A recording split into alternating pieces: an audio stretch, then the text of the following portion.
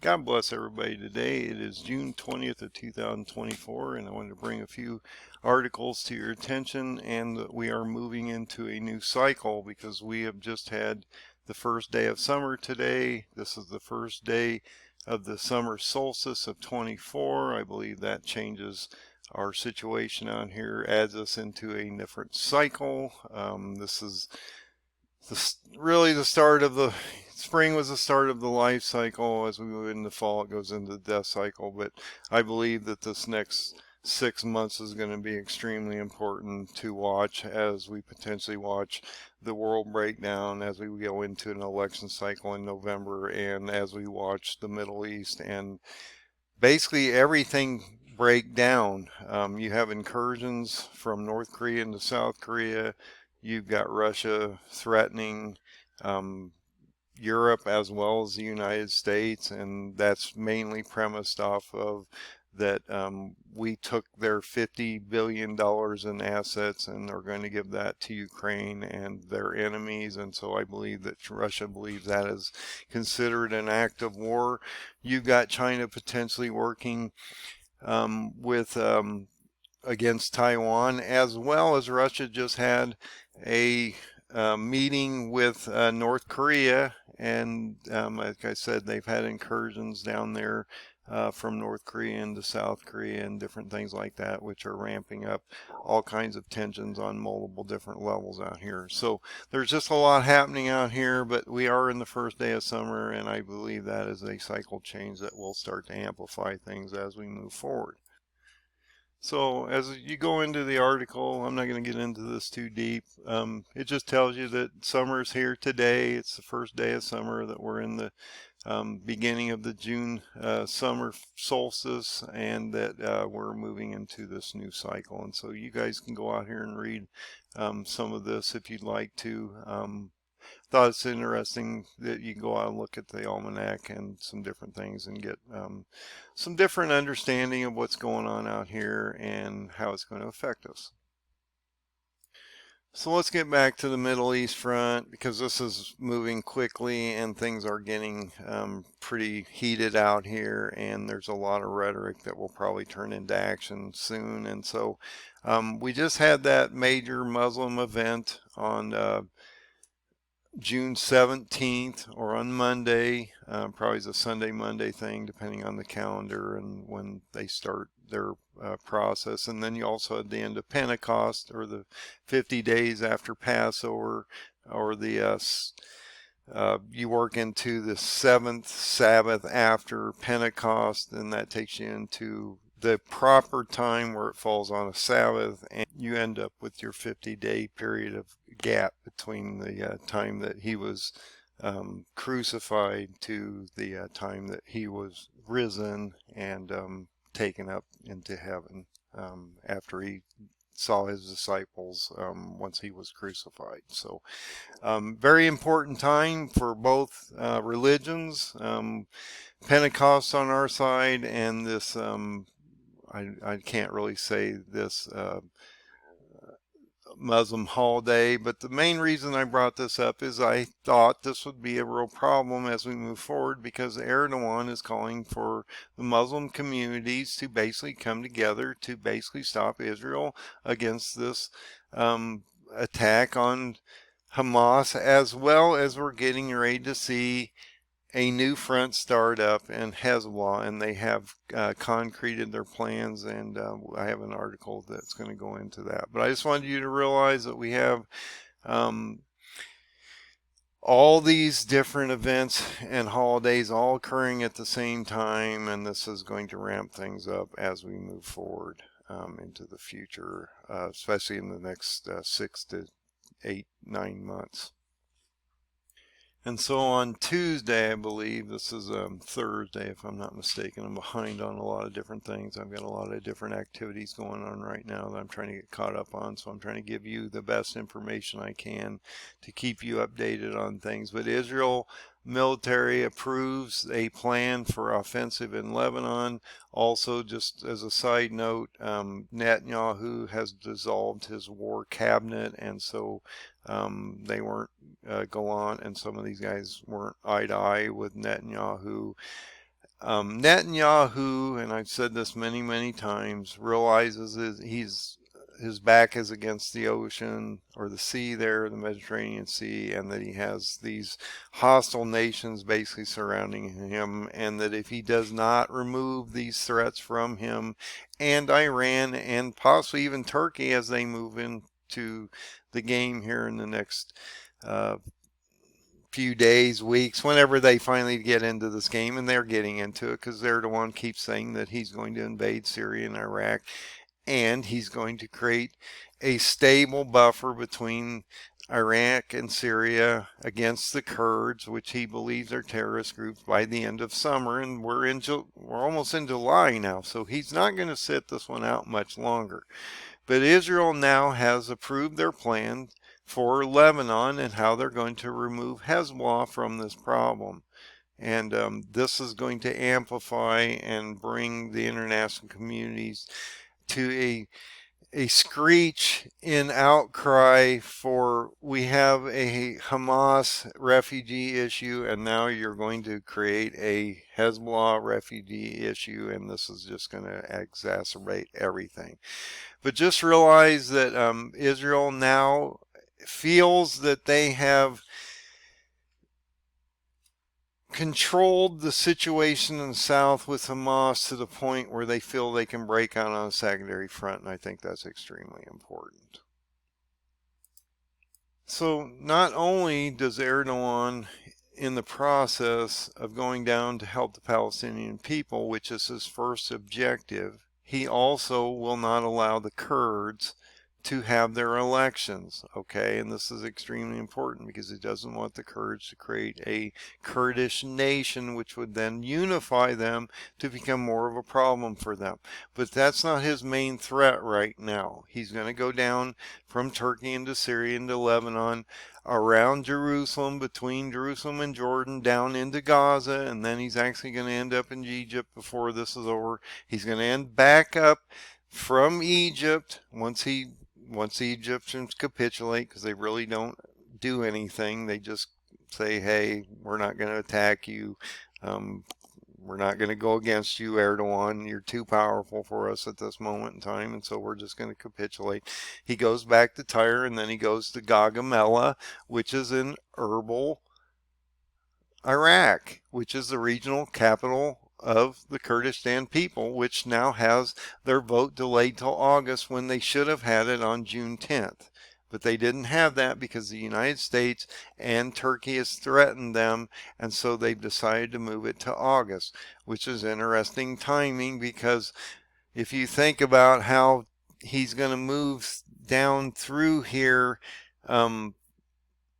he's going to be going down into Lebanon as well as Gaza, but he's also going to be pounding the Kurds and pressuring them not to have these elections on the north. So when he finally gets back up to Tyre from Egypt and then goes to Gaugamela, he's already got all this softened up and he's ready to go in against them, and they will fall quickly. They will break down towards Baghdad. They will fold, and they will end up lining with Iran.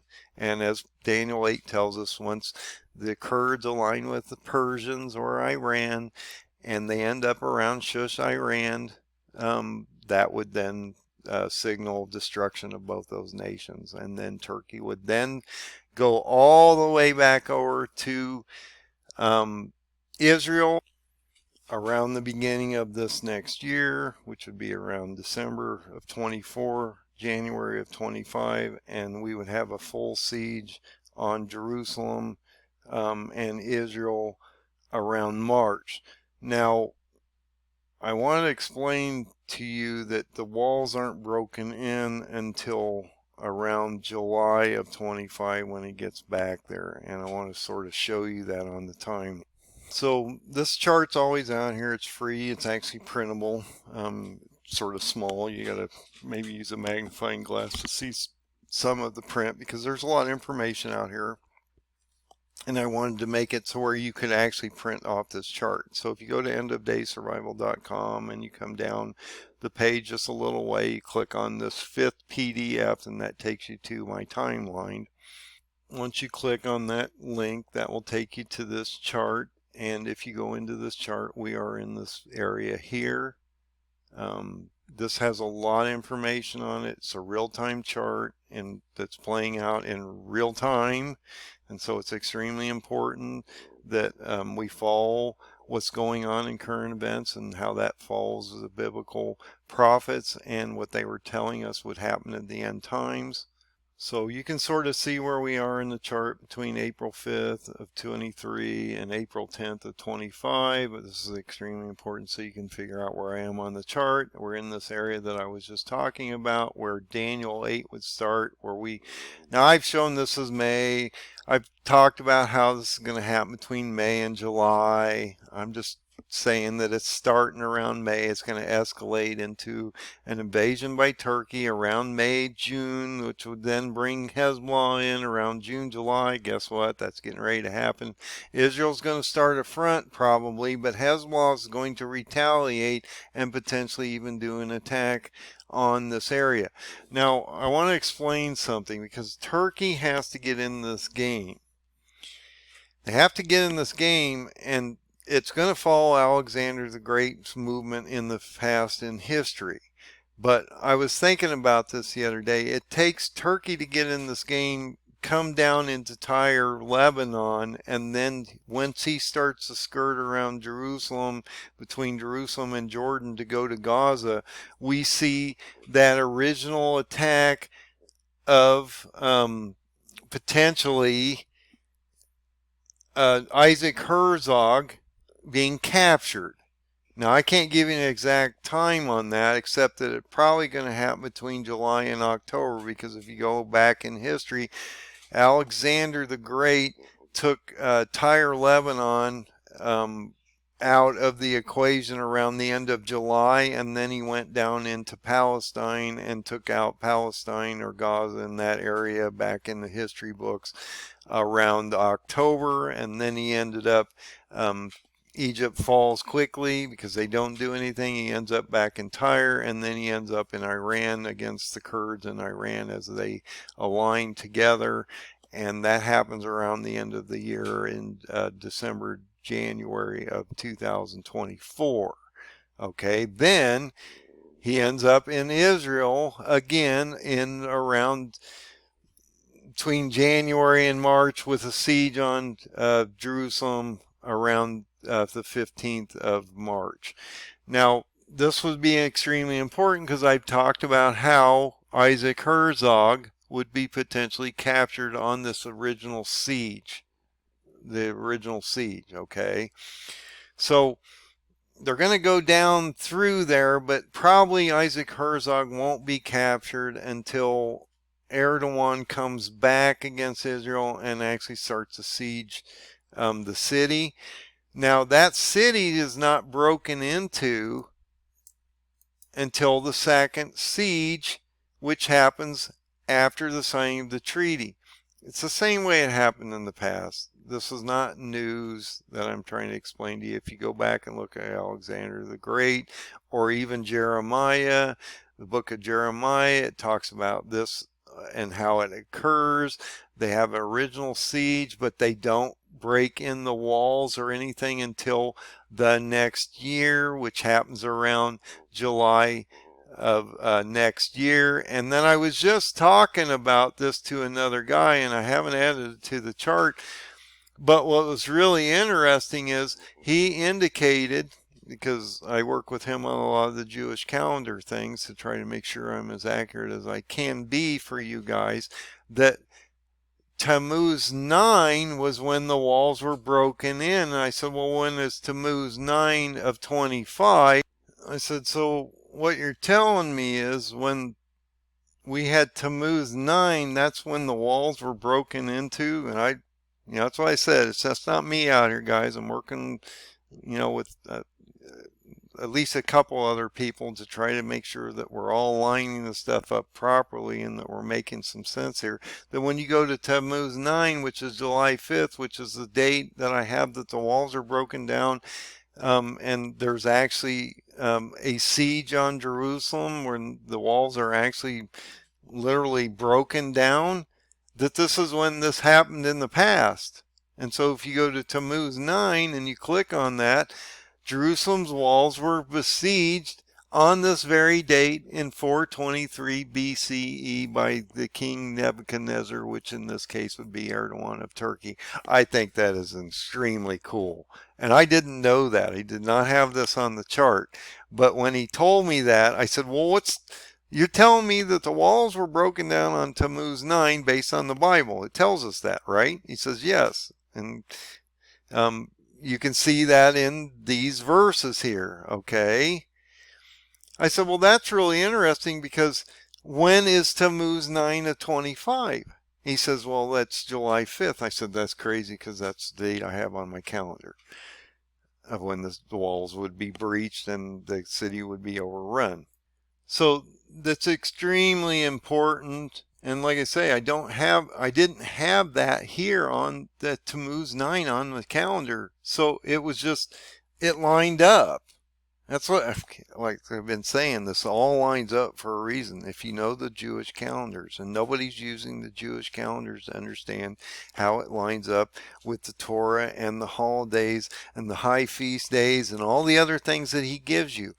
So I'm telling you that I believe, and I will add it to the chart, that this is Tammuz 9 and that this will be when we will see the actual walls of Jerusalem broken down on this very specific date, and that we would see the second leader of Israel captured at this time, because President Reuben Rivlin will be captured as it happened before, and that is Zedekiah.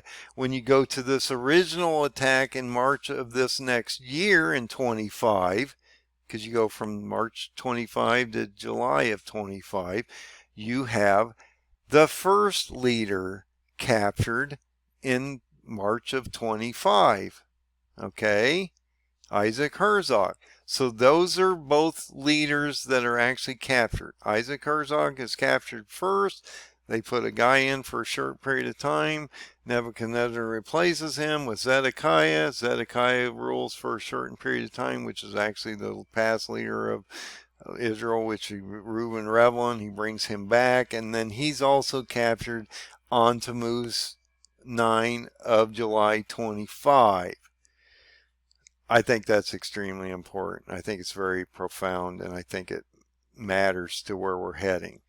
So a number of things that we should be looking at here. You have a summer cycle starting, and that is usually an acceleration in my book on what is coming up, and that he's basically starting a new cycle as we walk into summer here.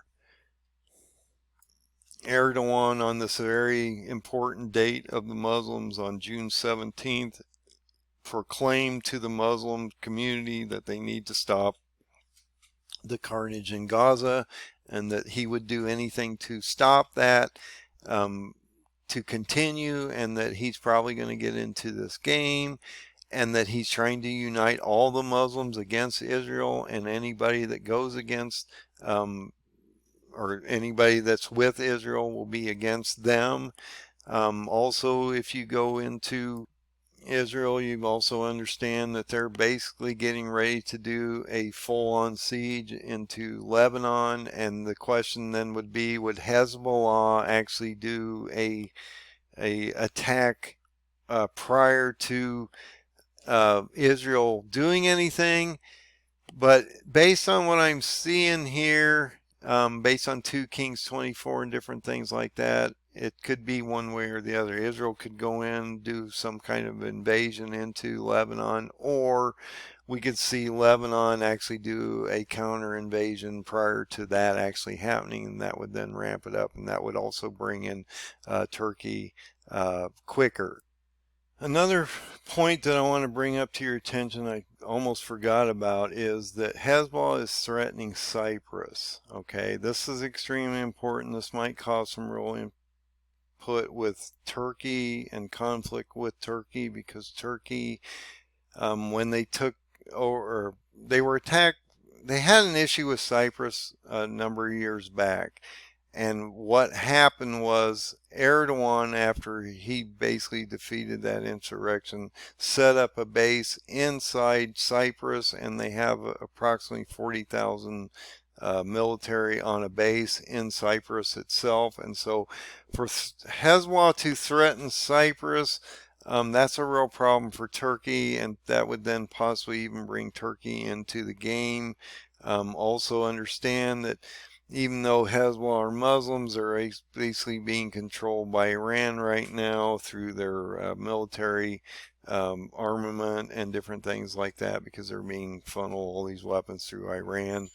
And so this might cause Turkey a problem, that they would actually have this issue that close to Turkey and their border through Cyprus, and potentially have a military base that could be under duress at that very moment in time. And so this is extremely important, and it's extremely important that we understand that Turkey's got a lot of reach into a lot of different areas. They're in Cyprus, they're trying to deal with Greece, they're up in Azerbaijan, dealing with the Armenian genocide up there. They're down in Syria and Iraq, dealing with the genocide of the Kurds. They're in Somalia, down in Africa, and different things like that.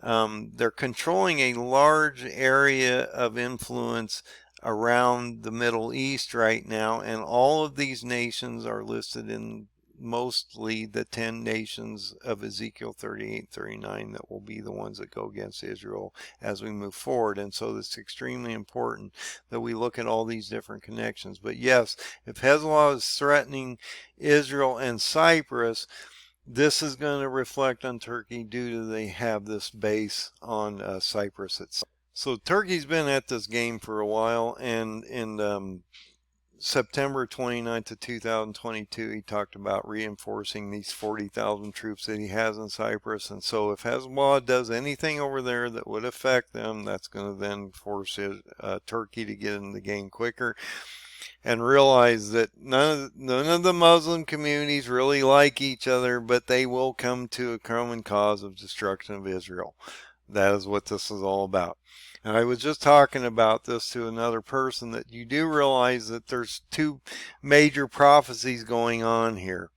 And it's both a ramping up of what they believe prophecy will be, and that is that if the Muslims ramp this up and create destruction on the Middle East and start to create war against Israel, that will speed up the process to bring the Mahdi back. The Jews, on the other hand, realize that they're going to go through a potential problem here, and that they would then, at the end of this game, would bring Jesus back. And so we have these two colliding different prophecies that are coming together, and both sides have an ideology which says that if they ramp this up, they'll probably get to the end of the story quicker. So you need to understand these things and how important they are. But yes, you have all these different things going on. And when you talk about Cyprus, you talk about Kittim in the Bible. So when they talk about the islands of Kittim or different things like that, that's talking about the island of Cyprus. And so that should take you back to the Mediterranean Sea. And that should resonate as you start to talk about where this all takes place. And it's not a Russian or a China event, and they have little or nothing to do with this. Yes, they're an influence, but they're not going to be a major player here in end days as we walk into a Muslim, Jewish, Christian nightmare that's forming upon the planet. And once you realize this is about good and evil, period, that's all it's about. It's about good and evil. And there's a war coming upon this planet between good and evil. And that's how it breaks down in the end. You really don't have to go any further. Yes, it's going to turn into total unrest across the planet. Yes, it's going to turn into civil wars and rioting. Yes, it's possibly going to turn into the Third World War over the planet in general. But when you get down to it, when you uncover the layers, this is about a biblical prophecy of good and evil. And once you realize that, you'll be ahead of the game, and you'll be ahead of most people out here. I wanted to bring this to your attention. This is going to break out soon, and you are now in a news cycle, which I say is going to ramp things up, and we're going to see an acceleration on the ground. So God bless and have a great night.